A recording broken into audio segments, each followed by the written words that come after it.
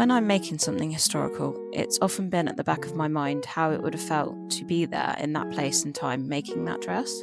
I knew it was hard, like all working class professions in Victorian England, but I decided to find out what it was like to actually sew and make a dress under the working conditions of a Victorian dressmaker. I had a look online and discovered that roughly the working days were 10 to 12 hours long, and they would have had 3 30-minute breaks for their meal times. During the season, or when there were lots of balls and parties, they would have carried on into the night, working up to 24 hours straight or more. I planned to make an 1830s evening gown inspired by this fashion plate. I would later come to realise that decoration was out of the question, and I would continue until the dress had finished. I planned to start my day at 7, but it ended up being 7:30 as it was so cold that day. I actually picked the best day to do this as most of the morning it was snowing and I wouldn't have been able to go anywhere. I had made the pattern in advance, so I began by drawing the bodice pieces on fabric and putting them in a hoop.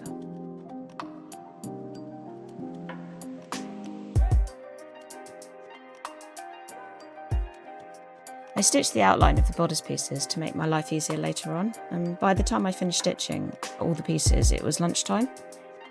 It was also still snowing.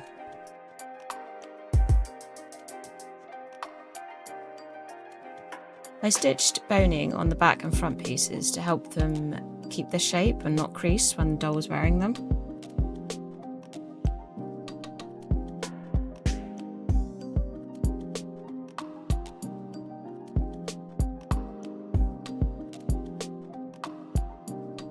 I then cut all the pieces out and stitched around the edges to stop them from fraying.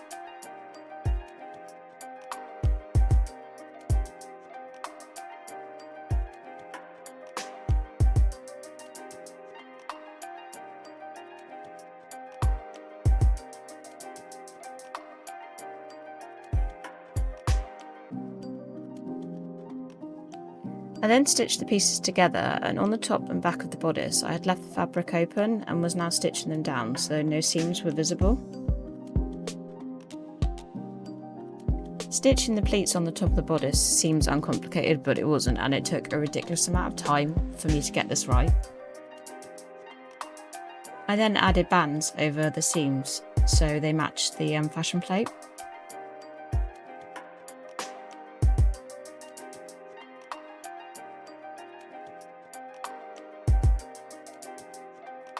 The pattern for the sleeve was just a large circle with a slight opening for the arm.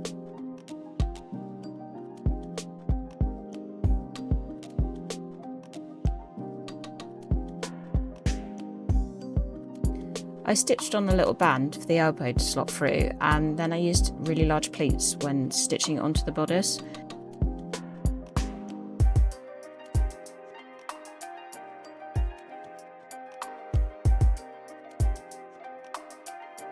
The sleeves probably could have been smaller, but I love how ridiculously big they are. Starting to crash and burn now, but I'm so close to finishing. Just got the skirt to attach, but stitches are going in the wrong places, so that's not good.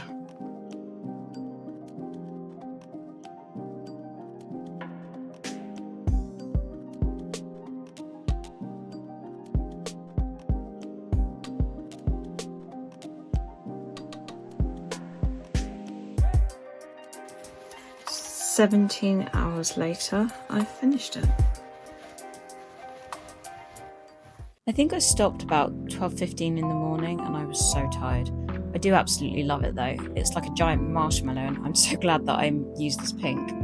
I was really struggling, and I didn't realise until after that I'd sewed the pleats on the skirt wrong, but by that point I was just over it and I really wanted to go to bed. And it was an interesting experiment. It's hard to believe that they would have been doing this regularly over a several-month period during the season, and I'm certainly grateful it's not something I have to do now.